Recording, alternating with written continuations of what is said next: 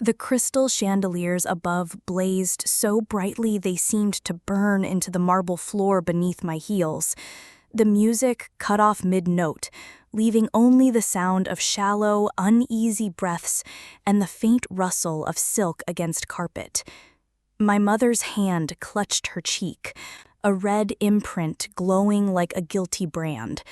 The microphone in my palm felt ice cold, its weight pressing into my skin as if it were a weapon rather than a tool.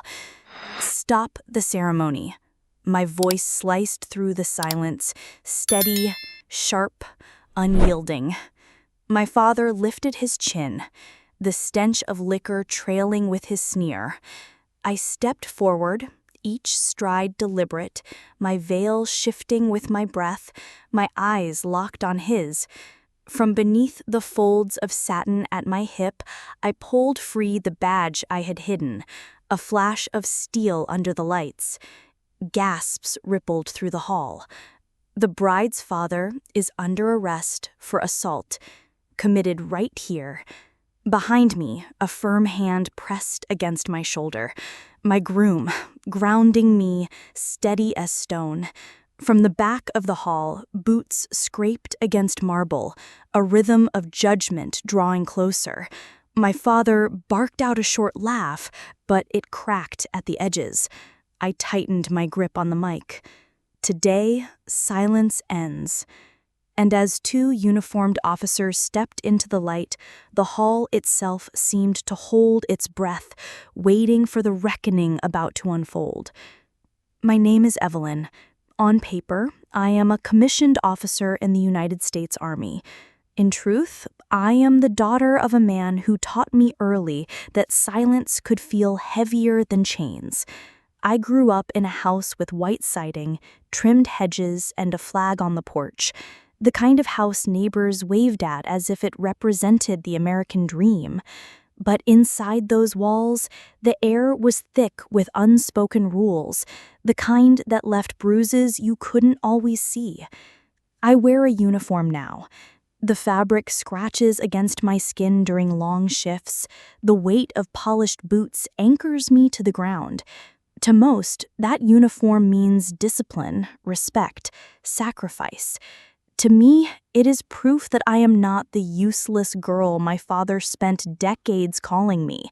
I carved my worth into every thread of it. My mother, gentle, quiet, wrapped too often in long sleeves even during the heat of July, was the shield I never asked for and the proof of what years of submission can do to a spirit. My younger brother, on the other hand, basked in the glow of my father's approval. He learned to smirk when I stumbled, to shrug when our mother winced, to echo every word our father spat. It was in this world I first learned that some families look perfect only from the sidewalk, and I knew even then that the facade would crack wide open. The first time I heard the sound of my father's hand striking my mother's face, I was 6 years old. Too young to understand why she didn't fight back. Too young to grasp how a man could praise one child while tearing another apart. But I was old enough to feel the sickness settle into my stomach, old enough to know that something was deeply wrong. Our house never echoed with lullabies or bedtime stories. Instead, it pulsed with silence, the kind of silence that follows shouting when the air turns dense and every movement feels dangerous. I remember lying in bed, clutching the edge of my blanket as the floorboards creaked with the heavy thud of his boots. My mother's breath would hitch in the dark, trembling hands smoothing my hair as she whispered, "Don't hate him, honey. He works hard. He loves us, in his own way." But even then, I knew better. Love was not supposed to sound like broken porcelain or muffled sobs behind closed doors. I was the invisible one, the child who drew only scorn. My brother, however, was his golden boy. Dad took him fishing on Saturdays, bought him a shiny baseball glove, clapped until his palms were raw at every game. When I asked once if he'd ever watch me sing in choir, he laughed, his voice sharp as broken glass. Who cares about that? Singing's for girls who will end up doing nothing with their lives. That laugh haunted me for years. It wasn't just dismissal. It was prophecy, a curse he wanted to burn into my skin. I still remember the day I dropped a plate while helping set the table.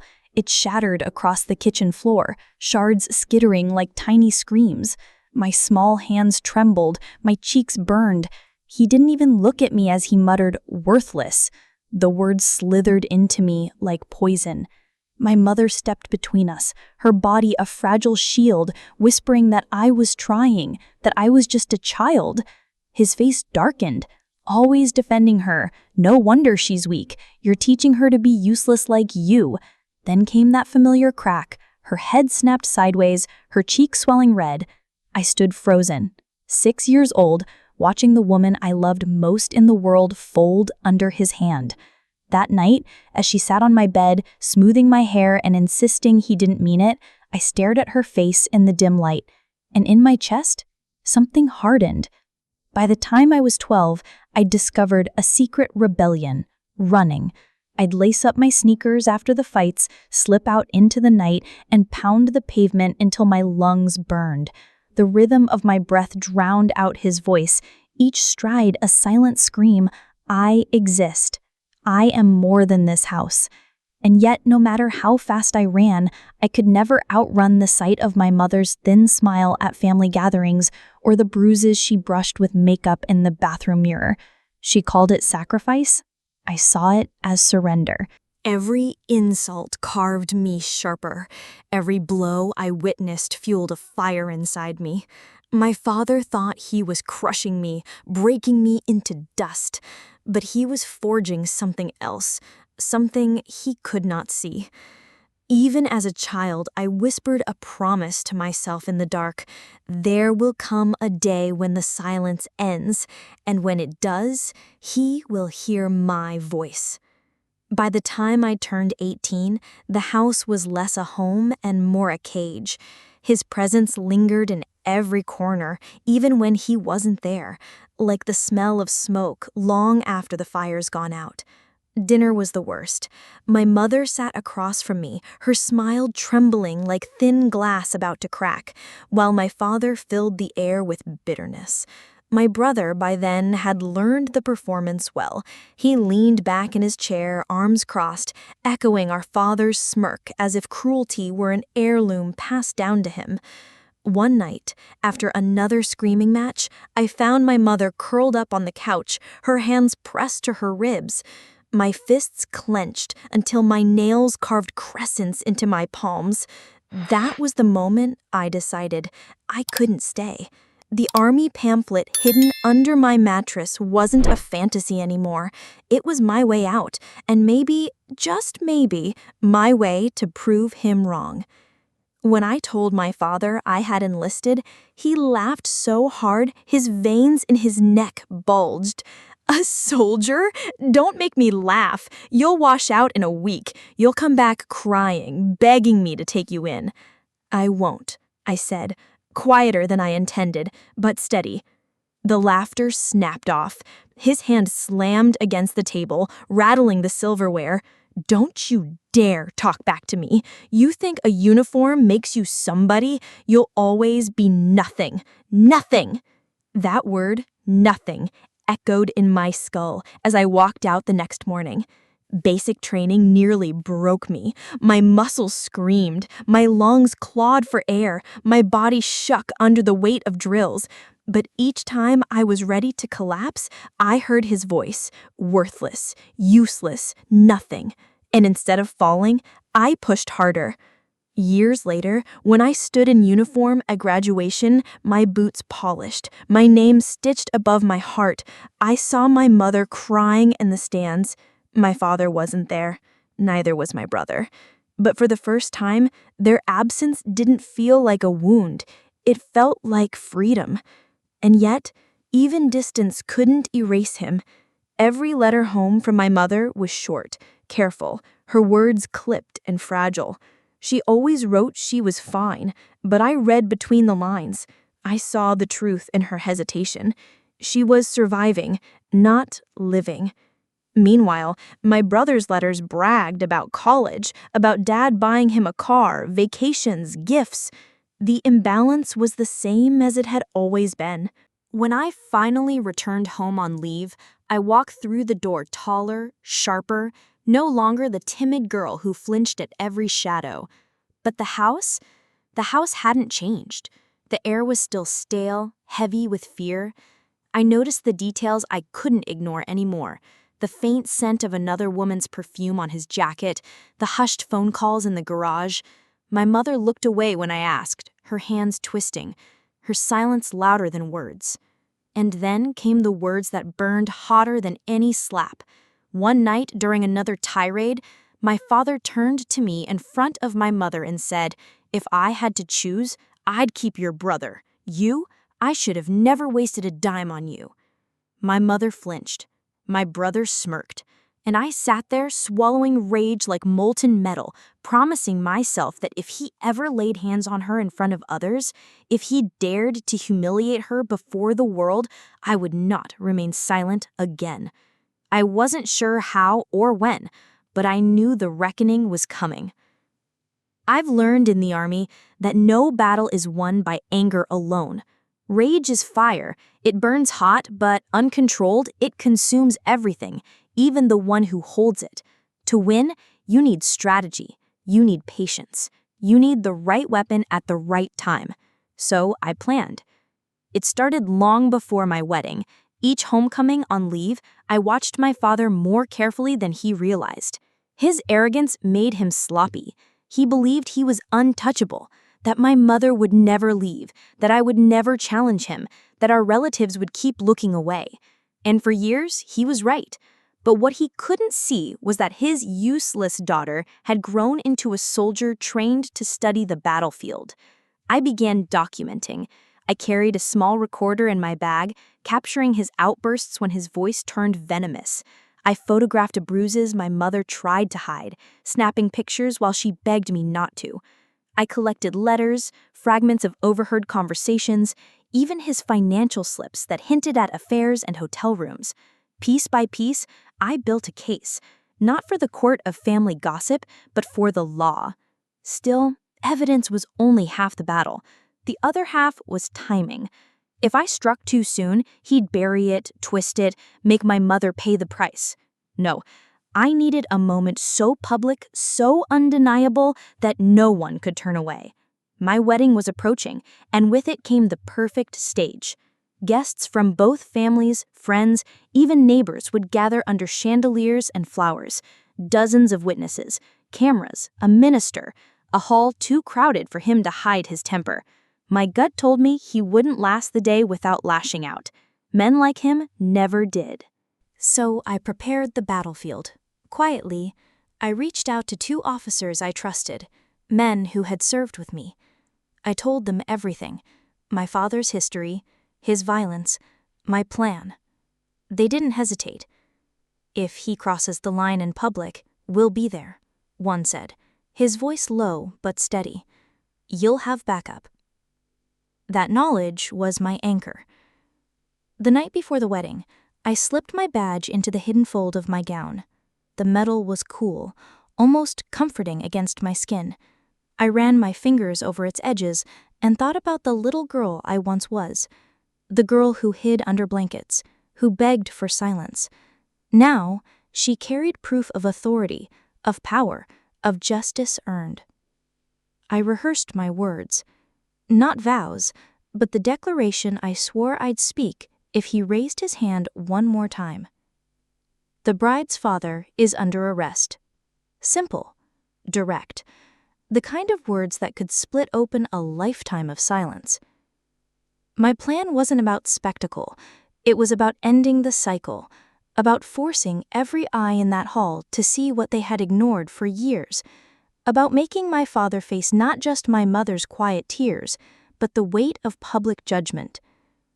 The morning of the wedding, as I adjusted my veil, I watched my mother's trembling hands pin the last curl of my hair. Her eyes shimmered, fragile but proud. She whispered, "You look beautiful." I squeezed her fingers gently, feeling the bones beneath her skin, The years of suffering etched there, and I told her softly, "So do you, Mom." But inside, my thoughts were sharper. Today would not just be about lace and vows. Today, I would end his reign of fear. Today, I would turn the stage he thought belonged to him into his downfall. I had prepared the evidence. I had secured the support. I had hidden the badge and steeled my voice. All that remained was the spark, and I knew, deep in my chest, that he would strike it himself. The day unfolded exactly as I had predicted. Smiles layered over unease, laughter too sharp around the edges. I felt it in the air, thick as humidity before a storm. My gown swished softly with each step, the hidden badge pressing against my hip like a silent promise. The ceremony began. Music floated through the hall, perfume mingled with candle wax, and polished shoes tapped against marble as guests shifted in their seats. My groom stood tall beside me, his hand warm and steady when mine trembled ever so slightly. Outwardly, I was a bride. Inwardly, I was a soldier on mission. I scanned the crowd. My father sat rigid, jaw tight, eyes scanning the room, as if daring anyone to challenge him. My mother sat near the front, her pale blue dress softening her frame, her smile trembling at the edges. My brother leaned against the pew, arms folded, smirk firmly in place, as if he already knew whose side he'd be on if things went wrong. Then it happened. A gasp rippled behind me, sharp and sudden. I turned in time to see the back of my father's hand crash across my mother's face. The crack echoed like a gunshot, silencing music, silencing whispers. My bouquet slipped from my hands and fell onto the aisle, petals scattering like pieces of a broken dream. Guests froze. Some looked away, ashamed. Others stared wide-eyed, their shock mingled with fear. My mother staggered, one hand clutching her cheek, her shoulders curling inward as if to disappear. My father's sneer spread like poison. "Useless woman," he spat. That was the spark. My chest expanded with a breath so deep it hurt. The microphone at the altar gleamed under the lights, waiting. I stepped forward, each heel strike on the marble loud as a drumbeat. My father's smirk faltered for a heartbeat, but then returned. He muttered, low enough for me to hear, "What, going to defend her again?" "Like always." "Yes, like always, but never like this." I reached the altar, gripped the microphone. The metal was cold, biting into my palm. My voice cut through the silence. "Stop the ceremony." Confusion rippled through the crowd. My father barked a laugh, sharp but trembling at the edges. "This is a wedding, not one of your little soldier games." I didn't flinch. Slowly, I drew the badge from the hidden fold of my gown. Gasps erupted, cameras flashed, the hall seemed to lean forward, breathless. "The bride's father is under arrest for assault committed in front of 200 witnesses. His face drained of color. He tried to speak, but the words stuck. He turned toward the guests, as if to expect someone to save him, but no one moved, no one spoke. The silence was heavy, condemning. Behind me, a hand pressed firmly onto my shoulder, my groom's. His voice, low and steady, whispered, "Do what you have to do." That was the cue. From the back of the hall, the scrape of boots against marble rang out. 2 uniformed officers emerged from the crowd, their steps deliberate, their presence undeniable. The hall stirred, gasps, whispers, cameras flashing again. "Sir, put your hands behind your back," one officer ordered. The words dropped like a gavel. For once, my father was the one trapped. He glanced wildly at the guests, but their eyes bore into him, heavy with judgment. My mother's hand trembled against her lips, tears spilling silently. I tightened my grip on the mic, voice steady, sharp as steel. You took her dignity. You tried to take mine. Not anymore. The officers closed in. The cuffs glinted under the chandeliers. The reckoning had begun. The entire hall seemed to contract, all eyes locked on the man who ruled my childhood through fear. My father, the self-proclaimed king of our house, stood cornered under the blaze of chandeliers with nowhere left to hide. "Don't be ridiculous," he barked, his voice cracking under the weight of desperation. "This is a wedding, not a courtroom. Put that badge away and stop embarrassing yourself." But even as he spoke, his laugh faltered. The sound came out jagged, hollow, the bravado leaking from him with every passing second. The officer stepped closer. "Hands behind your back, sir." The metal cuffs dangled in the light, small but merciless. My father's jaw clenched, his fists curling, but he didn't move. He scanned the crowd, our relatives, his friends, the neighbors who had once believed we were the perfect family. Their eyes no longer looked away. They stared at him now, silent and heavy, judgment carved into their faces. I turned toward the guests, my voice steady but sharp. "You've all seen it tonight. You've seen what he's done for years. Today it ends."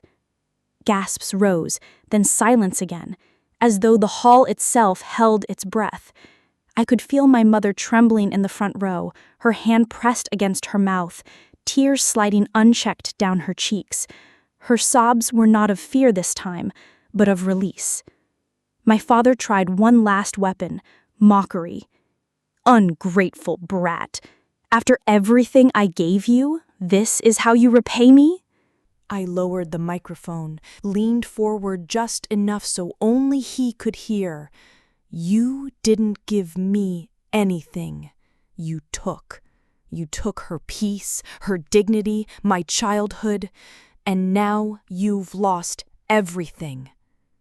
For the first time in my life, I saw something flicker in his eyes.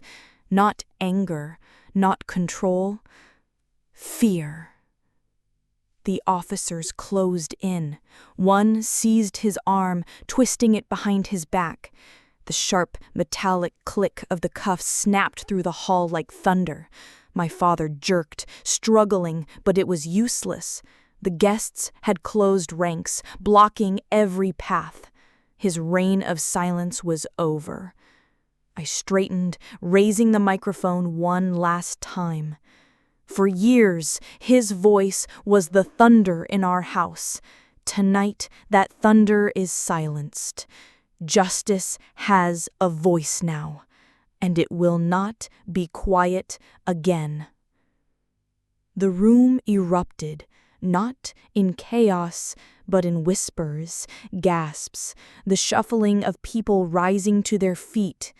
Cameras flashed, catching his face as the officers led him past the rows of guests. His eyes burned into me, venom still simmering, but the fire was gone. Underneath it, only fear remained. "Dad," I said quietly, enough for him alone. The useless little girl grew up, and she learned justice. The doors opened, flooding the hall with cold night air, and then he was gone. The silence that followed was almost holy. My bouquet still lay scattered on the aisle, petals crushed beneath footsteps, but I no longer saw loss in them. I saw something reborn. All around me, the weight of judgment shifted. It was no longer pressing down on me. It pressed down on him, where it always belonged.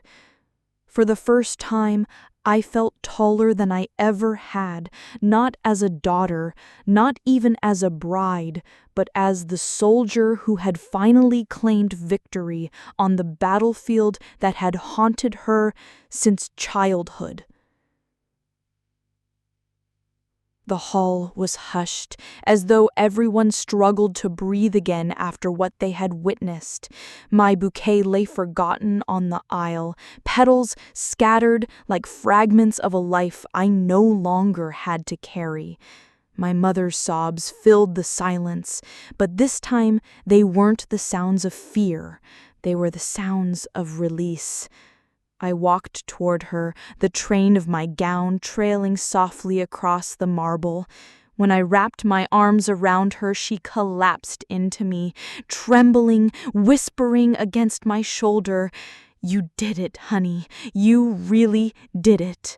Her tears soaked through the lace, but I held her tighter, feeling the years of chains finally break. The guests shifted in their seats, some bowing their heads in shame for their years of silence, others whispering words of quiet awe. A few clapped hesitantly, their applause soft at first, then growing steadier, as if acknowledging not just the ceremony, but the justice they had just seen. My groom stepped beside me, his hand warm at my back, his eyes steady and proud. He didn't look at me with pity. He saw me as I was, equal, whole, unbroken. The minister's voice trembled when he asked, "Shall we continue?" I nodded, my voice firm. "Yes, let's continue." And so we did. We exchanged vows under the same chandeliers that had lit my father's downfall. The words felt heavier, truer, forged in fire and tempered by everything I had endured. When he promised to honor and protect me, I knew he understood what that truly meant. When I promised to stand by him, it was not only as a wife, but as a partner in every battle life might bring. Later, as we walked down the aisle together, my mother stood tall in the front row, shoulders squared, eyes free of fear for the first time in decades. And I realized the wedding wasn't ruined at all. It had transformed. This wasn't just about love. It was about ending the legacy of silence. It was proof that even the weakest voice, once it refuses to be quiet, can become stronger than fear itself. Justice may take time, but when it arrives, it changes everything.